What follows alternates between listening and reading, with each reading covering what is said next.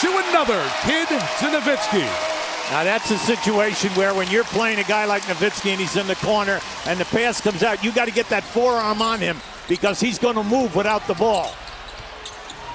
Kobe aggressive with the offense. Fourth shot, 7th point, and LA's up 3. Mike, he can get that anytime he wants. Now we know that Jason Kidd's an excellent defender. He's been on the all-defensive team 9 times. The big thing, though, is Kobe's bigger, and he just shoots over the top of him in the paint. They call a flop on Gasol, and Nowitzki has his first field goal of the afternoon. Dirk Nowitzki, who has QB scored 28, 24, and 32 in the first 3 games of this series. Well, you're not going to get that call, not when a guy is on fire the way that Nowitzki has been throughout the first 3 games. Kobe got trapped in the air. Marion working on Fisher. I like Marion's game. I mean, he's reinvented himself. That's a word by Rick Carlisle. He's a true small forward. He's defending, he's rebounding the ball for him, giving him great stats on the glass, but then he fills the lane. So he'll take on 1-on-2 on the break in the paint. 5 to shoot. Artest will put up a 3. Poor offense last few minutes in the half court for the Lakers. Kidd, here comes Marion busting down the lane. Well, you got to pay attention, Mike. You got to pay attention to this guy. He fills the lane. So Ron Artest, you can't go to sleep now in the backcourt. You've got to change ends and get down the floor and match up.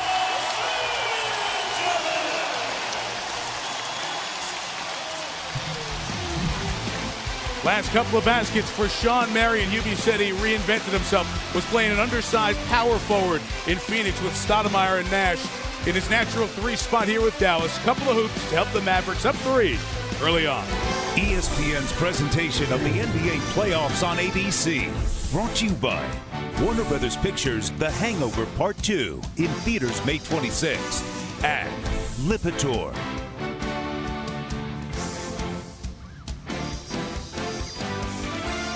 Season with the Lakers. As you look at the resume, no one has a better winning percentage regular season, more playoff wins, conference titles, or championships. And we talked to Phil a short time ago about the emotions coming into this game today. Well, it's very exciting to be in a game like this in a lot of ways because it looms so large if a team is defeated. To go out in a situation like this as a coach is really difficult, and to go out with a team that's trying to three-peat is also very difficult for these players. A lot of them know that maybe it's the last chance they'll have to get back at this spot. And of course, Magic yesterday said something about the team being blown up, which I think is speculation still, but it still impacts the team. Interesting thoughts as Phil reacts to what Magic Johnson said yesterday in our pregame. The alley-oop for Chandler. The lob feed from Sean Marion. An 8-0 run for Dallas, and they lead here by 5. Well, when Dallas just ran that pick and roll at the foul line area, if you're going to step up, meaning the defensive center, then the roll man, Chandler, is one of the best in the league. Great hands and a terrific finisher. Deshaun Stevenson switches off Kobe. It's Kidd defending now, and Bryant knocks down the shot.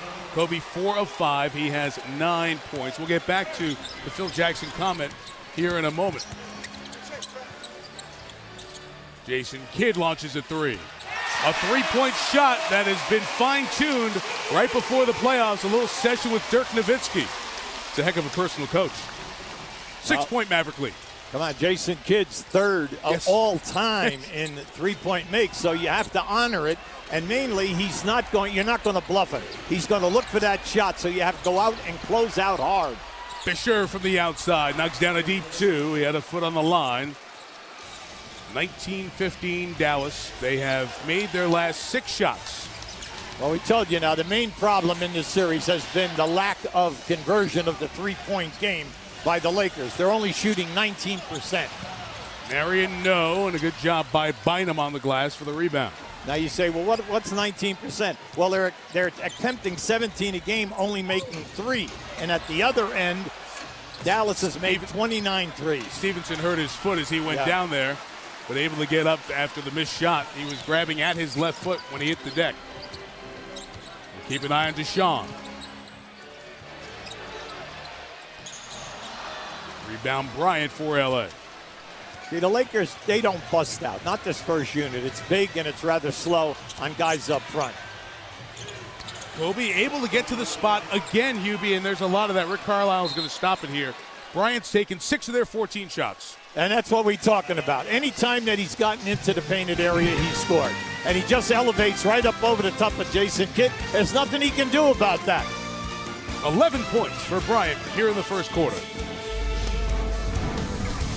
Braves on Sunday Night Baseball over on ESPN, and then tomorrow night Josh Beckett goes for the Red Sox against the Twins. Sunday at Monday Night Baseball on ESPN. We're back here in Dallas and taking a look at today's Quest for the Ring, brought to you by the new release Green Lantern. All the other series are 2-1. Oklahoma City on the road, trying to even that series on Monday over here in the West. Meantime, Boston getting that big game 3, and Chicago trying to go up 3-1 against Atlanta. TNT has all those game 4s coming up. Hubie, we heard the comments from Phil Jackson about the emotion of the day and just the comments that Magic made in the studio, and I understand Magic's point. Look, when Magic speaks about the Lakers, it holds a ton of weight. It'll be very interesting to see how the Lakers play today for the moment, or are they affected by the finality that could come if they don't win here today and get closed out. Well, I think that Phil Jackson hit it right on the head by saying that he was surprised by the comment, mainly because I know myself as a coach, when you're coaching in a situation like this, you're down 0-3, your team you're noted, like we said, excellence, great pride. He has everything backed up. He's been in 13 championships with 11 rings. He's not thinking that this is going to be the last game. He's thinking that they're going to win, 3 in a row, force a game 7, so that they're going to continue to move on. So is everybody in that situation. And Magic was just speaking to the larger picture of what's going to happen going forward with the Lakers. Let's assume they don't reset history. And what is the course? And I thought Magic's point was also interesting as he got into the conversation and kind of alluded to it today. The bickering, the back and forth. We've seen it with Pau Gasol and Bynum in this series. Lakers need a togetherness effort. It's been very un-Laker-like to see this bickering outwardly the last couple of games. I agree with that. And now that's the coaching staff has to take care of that. Right. All right. And they have to take care of that behind closed doors.